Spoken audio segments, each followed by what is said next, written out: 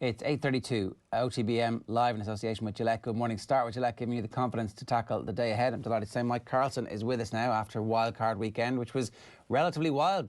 Mike, good morning to you. Good morning. Yes, it was Super Wildcard weekend. Although it took the last game to really make the point, I guess. All that was super about it was that you had one extra game each day, thanks to the extra wildcard teams. And it was funny because it's sort of the first two games.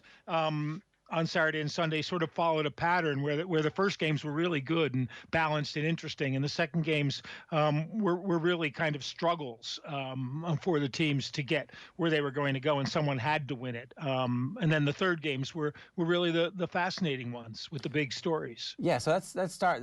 A lot of people just waking up this morning will be unfamiliar with the fact that somehow the Browns and the Steelers switched jerseys, and the Steelers were very Browns-esque, conceding on the highlights. It looked like conceding a touchdown from their first snap, where they were in possession, and the centre snaps the ball way over Big Ben's head, who ambles back, and the ball squirts into the end zone, where it's recovered for a touchdown from the Browns, and they'd 3 more touchdowns by the end of the first quarter.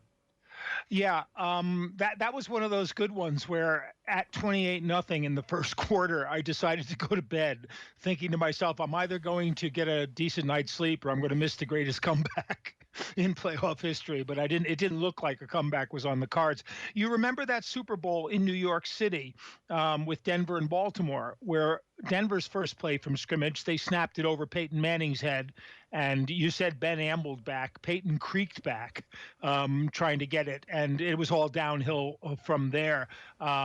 I think there were two things going on, and one was when you make a horrible start like that, obviously you've dug yourself into a hole and you need to come back out from it quickly. But then Ben threw 2 interceptions. They had a horrible penalty, taking back a good gain, and they could not stop Cleveland offensively. They looked like a team that had just flown in from the West Coast to the East Coast, and their body clocks were 3 hours behind, and it took them till the second half to even get back to a semblance of normal. And I watched the highlights as well this morning. A couple of times they had it back to a 2-score game, but they still couldn't really stop Cleveland when it mattered. They still turned the ball over in the second half when they couldn't afford to. It was a shocker. And I mean, there are some who would argue that since Coach Kevin Stefanski was not there because of COVID, you don't need a coach. It's like, put the special teams guy in charge and let's do what we want to do. And that's kind of the way it played out. Or practice, or half your team being available to you for the previous 10 days. It finished 48-37. For Cleveland to arrive and break the longest drought the longest active drought in terms of not being in the playoffs in such a long period of time, and then to beat their hated rivals, the Steelers, who have just bullied them as long as they've been in existence, is a fairly phenomenal turnaround. Yeah, especially because in the last week of the season, Cleveland struggled to beat Pittsburgh when Pittsburgh had their B team out there, basically. Mason Rudolph at quarterback, a lot of other guys being rested, and Cleveland basically just squeaked by them. So this was obviously the shock result of the weekend. I had thought during the week, when it was a 6-point spread, that as long as the spread was under a touchdown, you should jump all over the Steelers. But it was Cleveland who jumped all over them.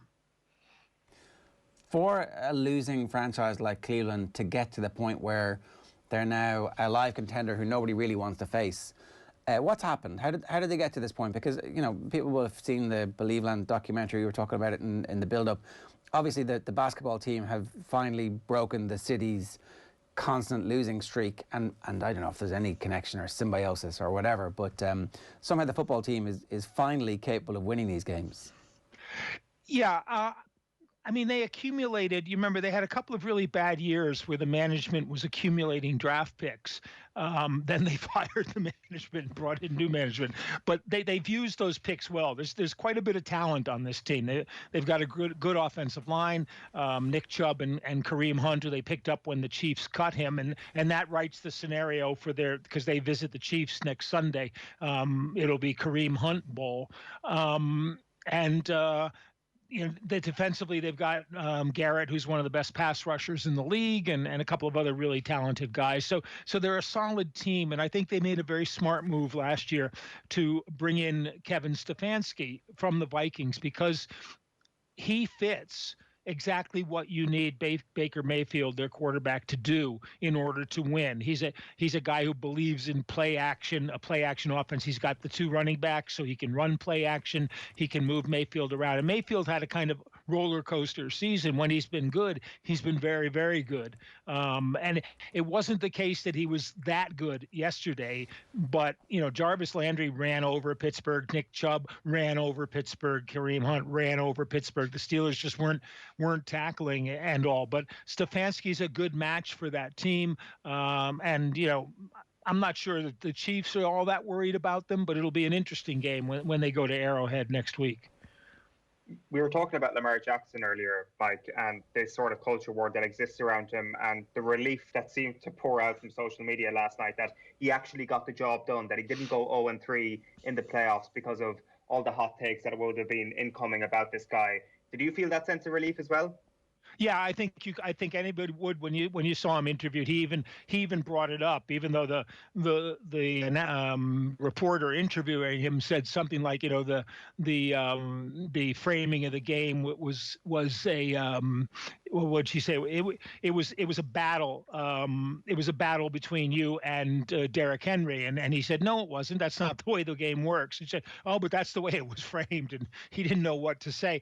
I think the thing with Lamar Jackson is that he's going to carry a team or not, but he is what he is. And I think that when we thought he was going to become a better passer, or he was a better passer, I think he was a better passer than people thought when they drafted him, but he hasn't really become a better passer as they go on, partly because that's not the way their system works. And Tennessee obviously came out to stop him from throwing, and he killed them with the run. They controlled him for a long time, but it was really 2 big plays from Lamar Jackson that turned that game around. And meanwhile, Baltimore are the Pittsburgh sort of this.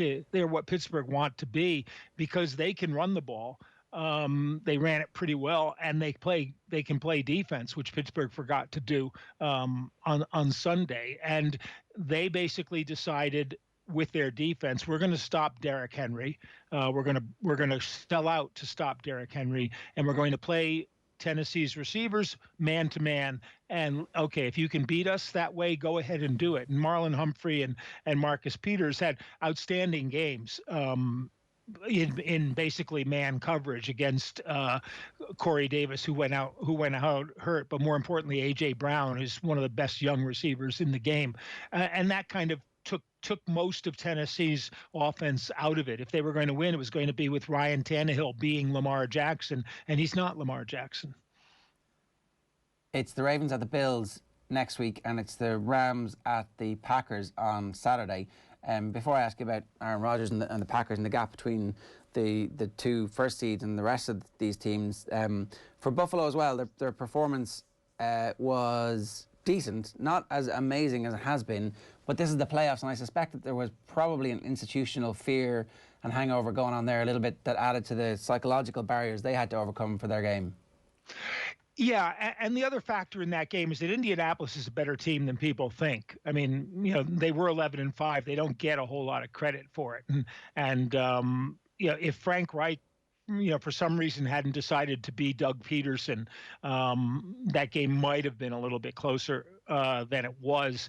They also match up pretty well with Buffalo because they've got such good speed on defense. And I think it was for Buffalo, obviously a huge relief. There was some British guy who tweeted that his father, who didn't follow American football, kind of walked in on him watching the game and said, who's playing, who should I support? And because the father's name is Bill, he decided to support the Bills. And when they won, he turned to his son and said, "We've been waiting 26 years for this," which was, I mean, that's really typical of how you can get into the game.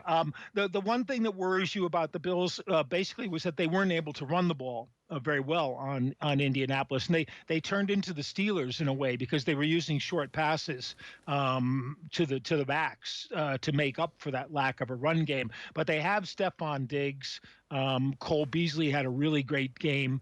And Josh Allen, he won that game running as well. I mean, as much as Lamar Jackson did, Allen had the big plays running to help them out. I think Diggs was probably the best offseason pickup of any team in the league in free agency. And he's made a huge difference to that Bills team because they can attack you on every level, passing, short passes to the backs, medium, across the middle, and deep, because they have Gabriel Davis, the rookie, and John Brown, who didn't catch any passes that were thrown to him, and I think is writing a ticket out of Buffalo if that continues. The other really interesting thing was that this was a penalty-free weekend for the most part.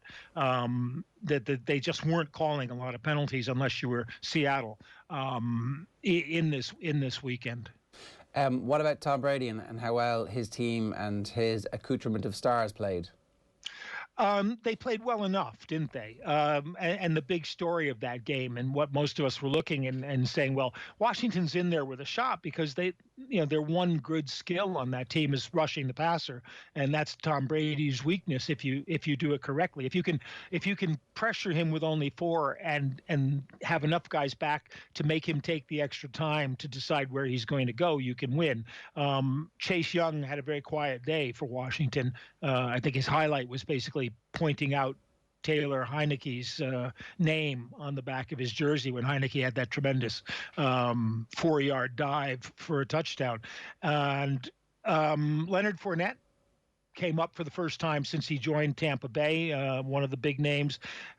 People were speculating if Mike Evans was going to play, and I don't think that was ever in doubt, because even if he was like 75%, he would have played. But he made a couple of big catches, and I think that this sets up next weekend's game with New Orleans pretty nicely, because New Orleans has beaten them in both games during the regular season, but Tampa's one of those teams that has come good in the last month of the season, and everything has been clicking for them. They've been a better offensive team, and they were over 500 yards of offense against Washington.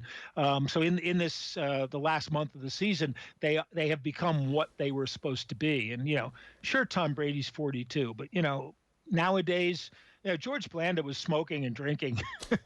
In the locker room after the game and stuff. Guys looked older in those. My father looked 20 years older than I look when he was the same age. Not that means anything.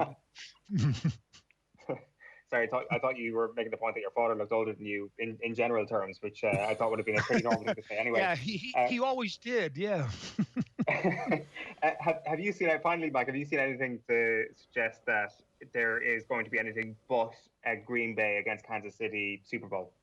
I wouldn't write the Ravens off right now, and I was saying that at the start of the season, and then for a while they faded away, and I thought that my original prediction was the Ravens and the Saints. The Saints were not impressive, but they are a good defensive team, and that's what you saw. They stifled the Bears, who are not a great offensive team, obviously. So I think Tampa, it's the last game. It's on Sunday. Tampa, New Orleans will be an interesting one and show us a lot. But the Packers, who basically led the league in scoring and were second or third in points difference. The team with the best points differential is the Ravens. The team with the second best is the Saints, and the Packers were third in that. So I think in the AFC, the Ravens might be in with a shot. Although when you play one-dimensional against Kansas City in Kansas City, that's going to be a bad omen because they could obviously come back and score you. But Green Bay, New Orleans, if that's what it becomes, or even Green Bay against Tampa in the battle of the 40-plus quarterbacks, neither of whom look as old as I do, obviously.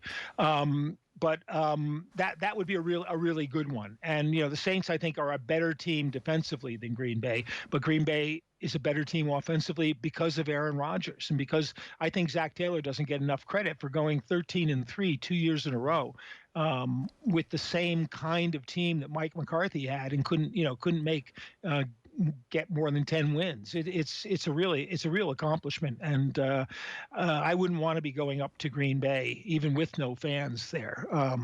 Next weekend to be playing them. Mike, good stuff. Thanks a million. Great to have you with us. Thanks, guys.